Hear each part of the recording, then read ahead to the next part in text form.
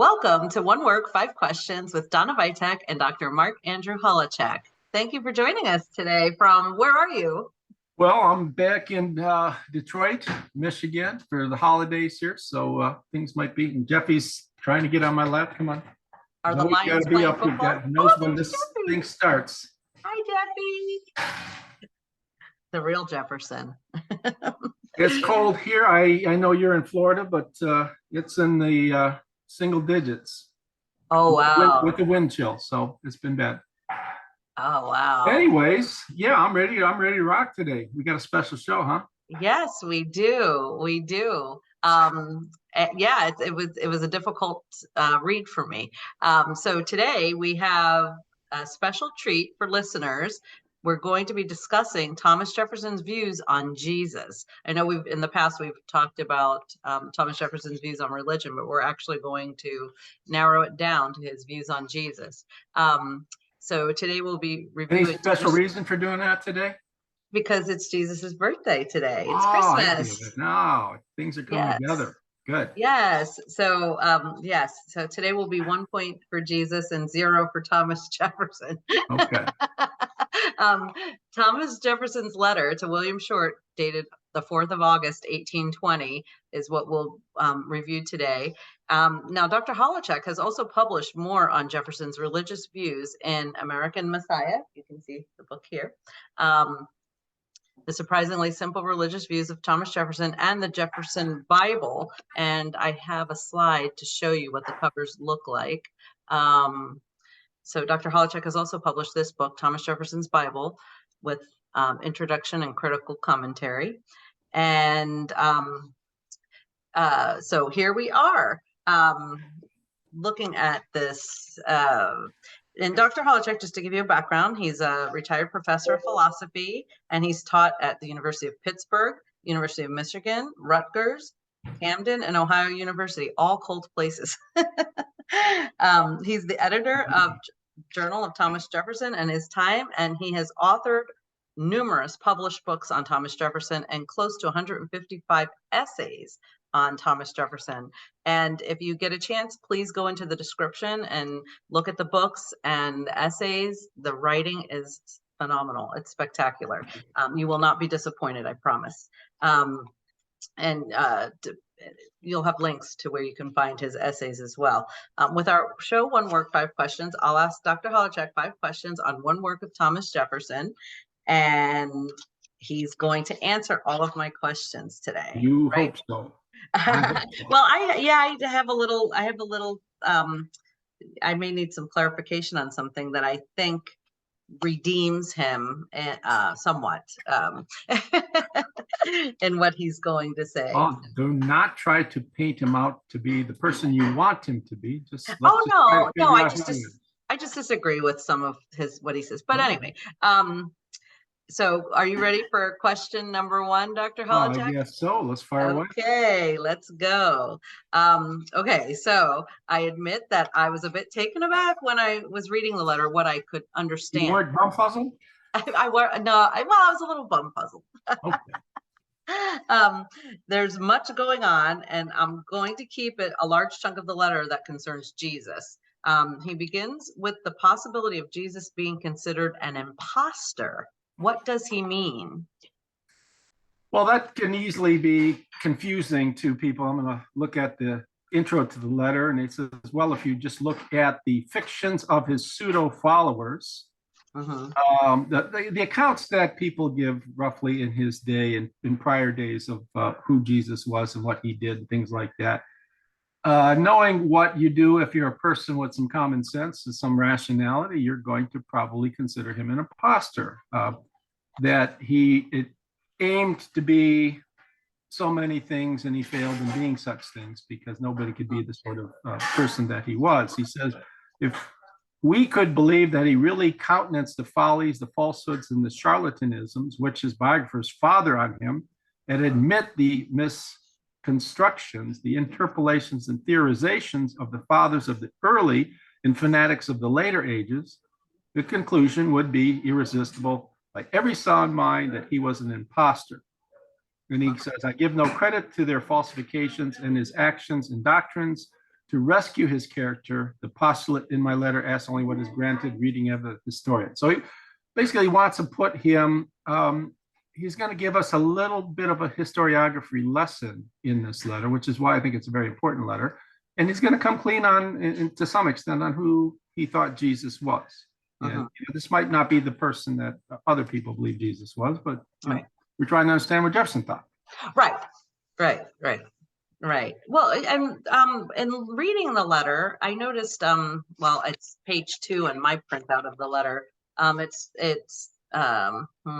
I can't even tell what paragraph it's in, but he says they were constantly laying snares to entangle him in the web of the law. He was justifiable, therefore, in avoiding these evasions. And it goes on to say, the whole religion of the Jews inculcated on him from his infancy was found in the belief of divine inspiration, was founded on the belief of divine. Is he saying that all of this was imposed upon him by the Jewish people, imposed upon Jesus? Yeah, that's what we said. Yeah, it sounds to me like the narrative that we traditionally get is a false narrative. Right. And so we can go on to explain why that is so. It's just there's any sort of depiction that you get in the Gospels today is a fabricated depiction. There are some truths to be ferreted out, but in the main, the depiction is a false one. Okay, so it sounded to me like he was sticking up for Jesus in a sense that Jesus did not mean to misrepresent himself. If it was pushed upon him, it was put upon him. But okay, So question number 2. Are you ready for question number 2? Okay, I assume that. Here we're also getting a lesson in historiography when Jefferson writes of calves speaking and of statues sweating blood. Can you elaborate? Yeah, that's what I was talking about before, a little historiography lesson. Just after he talks about Livy and Siculus, and he said, all of us know nature and have experiences with the world. And those experiences are indelibly fixed upon us. And we know certain things are expected, certain things not expected. And it just takes a little bit of rationality, a little bit of common sense to ferret out what is right from what is wrong. He says, when they tell us of calves speaking, of statues sweating blood, and other things against the course of nature, we reject these as fables not belonging to history. And he says, in a like manner, when an historian speaking of a character well known and established on satisfactory testimony imputes that things incompatible with that character, reject them without hesitation and assent to that only of which we have better evidence. Now, what he's saying is that certain things go against the course of nature, and he's appealing to works like David Hume's on miracles. David Hume argues, I think, rather cogently that you take imagine I hold in my hand a stone, right? And then I let go and the stone just stays in midair. Well, that's something that runs counter to all experiences that I have. I've never had an experience, and no one's ever told of, except when doing some sort of trickery, of anything like that ever happening. So Hume's argument would be, imagine someone coming at and telling you that just happened, it happened to me, that I held the stone, I opened my arm and the stone didn't fall. Hume's argument would be, what's more likely, that a law of nature, which has been confirmed billions and billions and billions of times, is proven false, or that the person's testimony is false? And he says each and every time it's the testimony. Something wrong with it. Was the person drunk? Was the person lying? Was the motivation? Was the person buffaloed and confused? And so that's what he's given us here. He says that first off, we have certain testimonies that run counter to nature, and he says those testimonies must be rejected. Then he says, secondly, when we have an account of famous characters like Socrates or Jesus, and then we have a consistent depiction of that person, and then someone proffers something that's a little bit askew with respect to that depiction, we reject that as well. So like think of Caesar and Cicero passing their whole lives in religious exercises, in abstinence from the affairs of the world, because we reject that, because what we know of Cicero and what we know of Caesar is these people were immersed in the affairs of the world. So in that sense, yes, he's giving us a lesson in historiography, is that we adhere to the laws of nature, and we adhere to good accounts by established historians of well-known figures, and you think about that, we should probably be doing that with Thomas Jefferson. You get this depiction by revisionists where Jefferson is libidinous beyond belief, and he can't keep his hands off of Sally Hemings because he's lost his Right. lost. This is a depiction which is at odds with the character we have. So that's one of those things, we would be rejecting today, but historians are out to sell books, not out to seek the truth. Right. Yeah, that's the problem. Like you asked, it is a lesson in historiography. He's telling us how to do good history. Yeah, I hear that. I think I understand now. Okay, question number 3. Thomas Jefferson then turns to Plato, against whom he rails. To me, this seems like a digression, as if Thomas Jefferson has something to get off his chest, but I assume that you will tell me it is not. I did feel that, like, he's unloading a lot. He's talking about Cicero and he's talking about historiography. Then he jumps into Plato right after that, and he just dumps all over Plato. And the question is, what's he got against Plato? And he does have something against Plato, and he blames the mystifications of Jesus's character on Plato and later Platonists, meaning Plato had a view of a republic comprising guardians, and in the guardian class, there were complete guardians, men and women who ruled, and then there were other guardians just who policed and went to war, and then there were laborers. And it's of 3 parts. The top part is the complete guardians, and you have the guardians filled with spirit, then you have the laborers, right, filled with appetite, and at the top, the guardians were filled with intellect. And those 3 classes were equivalent to the parts of the soul as well. Each corresponded, you had a ruling soul, you had an appetitive soul, your appetites, and you had a spirited soul. And the idea is in the virtuous person is to keep those, you can see all the hubbub going on around this Christmas time here, to keep those parts of the soul in some sort of harmony. The ruling part should be in charge. The spirited part should assist the ruling part, and the appetitive part, appetites, lust, and food and drink, and all that needs to be under control in the virtuous person. But in the laborer, obviously, the appetite's going to dominate, right? Right. So, Okay. Your question was, he's blaming Plato, this whole notion of the tripartite soul, of the tripartite republic, the notion of these 3 parts, and the notion of 3 parts is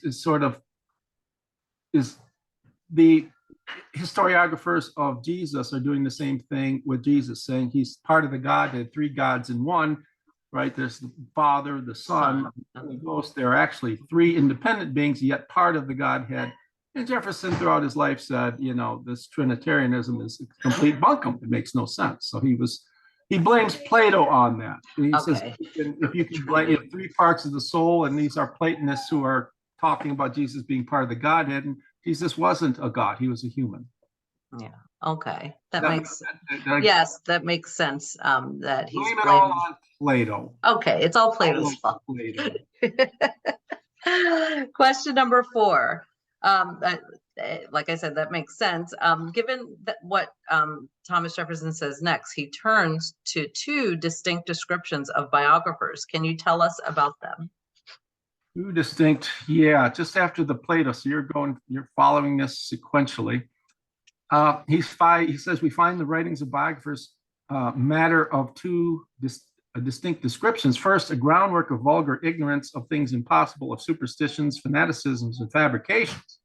That's what the Platonists have done. They've added the fantastications to the account, fantasticized it, so that we got this person who makes wine from water, who raises the dead and all these things, who himself is part of the Godhead, who rises from the grave. That's not Jefferson's Jesus. So that's what these Platonists have had. Then he says, intermixed with these, again, are sublime ideas of a supreme being, aphorism and precepts of the purest morality and benevolence, sanctioned by a life of humility, innocence, and simplicity of matters, neglect of riches, absence of worldly ambitions and honors, with an eloquence and persuasiveness that have not been surpassed. So it's a really, it's a beautiful account for those people who thinks that he's got an axe to grind with Jesus. No, he thinks, to understand Jefferson, he just thinks Jesus was a human being. He was the world's most remarkable human being, and he taught us to shun wealth. So maybe I'm a good Christian in that sense, that I'm so poor all the time. I shun it, but I just had wealth. Anyway, so much for my state, being a philosopher here. But after his teachings, he thought were sublime, were moving, were beautiful, and he wanted, as I said earlier, he wanted in his ideal republic, he wanted citizens to model their behavioral pattern after Jesus. Not just model their behavior, but to think and act and feel like Jesus did. So he considered Jesus to be the world's greatest philosopher. And what was part of the beauty and greatness of Jesus for Jefferson was the fact that his teachings were simple. Children could understand, don't lie, be truth, be honest, be generous, be kind to others. He thought these were very beautiful things. And Jefferson, I really believe, tried to live that way. And I think he was fairly successful in that. Yeah. I'm correct in my assessment. From what I've learned from you, I agree. Yeah, that's why when I read the letter, but now that we've dissected it and you've explained it, and I understand a little better now. A lot of people want, Jesus to be part of the Godhead. A lot of people believe that, and that's fine. No one's asking you to reject your views. We're just trying to understand what Jefferson thought. That's our job. Right. We're not out to say, okay, he's right or wrong. It's easy to do that at times. Right. Yeah. Thank you. I thank you so much for doing that, for clarifying that and getting in my head, because I was starting to unravel a little bit. You do, because you have profound respect for Thomas Jefferson. And then when you unravel his religious views, you find out, well, he's not quite thinking the way I think. And we get frustrated with that, but that's fine. I don't get frustrated. I'm not a religious person. I don't disdain people who are. It's just, but I try to, like Jefferson, I try to take people independently of the religious views and just see if you're a good person, and I judge you on that. And that to me is of ample importance. Is that the goodness of a person, and the goodness is not dictated by, in my estimation, religious views, but it's the sort of life you lead, the sort of thoughts you have, you harbor, actions that you have too. Right. Excellent. Beautifully stated, Dr. Holowchak. I can always count on you for that. Question number 5. Oh no, not question number 5. Okay. Who was Thomas Jefferson's Jesus? And you've gone into it a little bit now in answering the other questions. With what we are left when we demythologize Jesus, what's the bottom line? Demythologize, buddies. I'm bumfuzzled again. I think I learned this from you. Did you? See, I am a corrupter, I guess. What do we call him? A corrupter of vocabulary. Exactly. It's one of those problems is that once you learn a word that's 1.5 miles long, well, you own that word. If bumfuzzled is the new word, and it bumfuzzled you to acquire bumfuzzled, then just one of those things. Okay. Your question was what? Who is Jesus? Who is Thomas Jefferson? Well, yeah. So what was the bottom line? His we know that he wasn't You're a bottom line person all the time. Huh? Well, yeah. This takes us to the second paragraph. Do you have a second paragraph where it says, there I acknowledge? Yes. Okay. Yeah, the one I printed, it's all one? There's a part where it says, there are acknowledges passages not free from objection. Then he goes on to say, essentially, Jesus was a religious former. He was born a Jew. He was a Jew all his life. So his goal was to take the religion of the Old Testament. Remember, he talked about in his syllabus, he talks about the religion of the Jews, which he rejects, the Old Testament. He talks about Christ's teachings, which he accepts Then he talks about the ancient philosophers, many of whom have influenced him remarkably. So his Jesus, so he's a reformer he's a Jew who's reforming, right? Moses gave the Jews the Ten Commandments. Jesus comes to change that. Now, he says, and this is what I like about this show sometimes, it forces me to read passages a little more deeply than I had read, even when writing a book, believe it or not. But in that paragraph, he said his object was the reformation of some articles in the religion of the Jews as taught by Moses. Then he goes on to proffer a comparison between Christ and Moses. Christ is a reformer. Moses wasn't so much a reformer, but he was handing them down the religion, the testaments and stuff that they had to obey. And so Jesus is reforming that. So he says, Christ's God is wise, is good, is just, and powerful. Moses' God is cruel, vindictive, capricious, and unjust, he tells us. Jesus believed in an afterlife. Moses did not believe in an afterlife or mention no afterlife. So we get no conception of an afterlife in the Old Testament. But Jesus was someone who gave us that. Jesus believed in philanthropy, he says, universal charity and benevolence. Moses, he adds, was antisocial, had an antisocial spirit to other nations. He was focused on the reform of the Jews, and his concern was the Jews, and Christ universalized. This is a very important point I'm making here, because Jefferson's Christ universalizes the Jewish religion and makes it a religion palatable to all people, right? Philanthropy, universal charity, and benevolence. Everybody should act that way, regardless of your religious beliefs. So it's not just concerned about the Jewish people, it's concerned about reforming the Jewish religion so that it takes in all people. All people are welcome. Okay. And lastly, he says, Moses believed in idol ceremonies. He believed in mummeries. He believed in observances that had no effect on, that were of no utility. In other words, Moses was giving us all sorts of things in addition to the principles of good life. He was giving us all sorts of things. People are starting to come in for the holiday here, I think. He was giving us all sorts of things in addition to those things that for our reforms. Okay. So that's the contrast that we have between Moses and Jesus. It's a contrast of Jesus reforming the doctrines of Moses. Wow. Well, thank you so much. Boy, your Catholic education is coming in handy. It sure is. Yeah, it sticks with you. It sure does. That's what it's supposed to do. That's why it's repeated over and over and over. Yes, it does. Like and which is I felt when reading this, and I understand, I think we've all, if you're human and you have an intellectual capacity, you do question the things that don't seem, that go against nature, that the same things Thomas Jefferson questioned. So I can't fault him for doing that. But in he's an empiricist again. Recall, he looks and observes the world, and I'm the same damn way. Someone's going to tell me that, I threw a rock and as it left my hand, it just stood and it didn't do anything. I'm thinking, okay, were you drunk? Or why are you lying? Or what are you trying to do by telling me a false tale?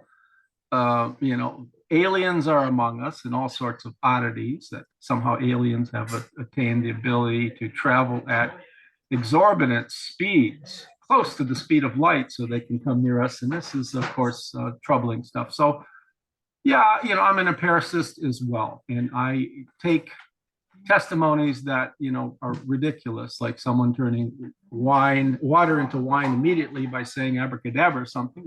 It doesn't happen. I can't do it. I'm saying, well, I wish I could do it because I could save a lot of money. If I could just immediately make water into a nice oatmeal stout or a nice imperial stout, I would have something there, but I don't possess that capacity. Again, to do stuff like that is in violation of the laws of the physical universe. So those things just can't be done. So he's appealing to experience. He says, when we have so many experiences of one thing and someone tells us something against, the person's probably lying. he has some motive for telling a falsehood, so we need to investigate that. There's one thing that Mr. Jefferson may have overlooked, possibly, in Proverbs 3, verses 5 and 6. That's where God tells us, trust in the Lord with all your heart and lean not on your own understanding. So that's what I go to when I start to question things and go places that I guess you just don't want to go. He thought much of that. I think he would have turned it on its head and said, trust your own understanding insofar as you can. There's certain things, of course, the nature of God, for example. He believes in a God that created the universe, and he believes in a very powerful God and a wise God. But all things considered, the universe, the cosmos, is such a remarkably large thing. We can only go so far in trying to understand it. So I think he would have said, and he did say, well, there's only so much we can say about who God is, and things like that. This defies our understanding. It's remarkably powerful and person, even though it might, or being, even though it might not be omnipotent. So, yeah, Jefferson would not have thought much of that passage, I'm sure. You want to come up, Jeff? Come on. Yeah. Well, that's what I go to, and I have probably shared in some of the same concerns that Mr. Jefferson has shown us. Oh, I'd like to post your books again, if you don't mind. I know, I can't wait to get started reading The American Messiah. I'm done with school. I can say, I do have at least one copy of each, and if anybody wants an autographed copy, you can email me at mholowchak, mholowchak at Hotmail. Put that and up. You can arrange to have an autographed copy sent. They're both quite good books. I have to admit, the Jefferson Bible was a daunting task for me. Whereas I think the first book, Jefferson's American Messiah, I think it's my best book on Jefferson out of the 23 that are done, insofar as I think I pretty much get everything right or close to right. I doubt that that's the case with my Jefferson's Bible, because I'm not a biblical expert in trying to comb through the Bible and Jefferson's own construction of his Bible. I'm sure I've made mistakes in that book. It's impossible not to. We did Notes on Virginia before, right? And common complaint was that Jefferson in his introduction and his preface is saying, well, this is incomplete, it's poorly done, and this and that. And he's saying, blah, blah, blah. He's sort of feeling, he's hedging his bet. No, it's not that. It's, if anybody like me trying to do Jefferson's Bible, you've really got to focus. And you're going to make some mistakes. It's impossible not to. Right. The only hope is, and that's what Jefferson was in his preface, is ad T small. You just hope that the mistakes are few and not very egregious. So in the other book, I'm sure, of someone very, very profoundly acquainted with the Bible might find that I've made a couple mistakes, and hopefully they're not egregious and don't affect the tenor of the argument in there. But I'm proud of both books. Oh, I'd like to show them again. I am too. I can't wait to read them both. I love your work. I love your writing. It's you're a phenomenal writer. And I'm hoping if I read enough of your work that some of your skill will just. You will become corrupt. Oh, through osmosis. I'll read your work and boom, I'll become a great writer. Well, I don't know if I'm a great writer, but I tell you what, I practice I love to write. I think it helps if you love what you do. Yeah.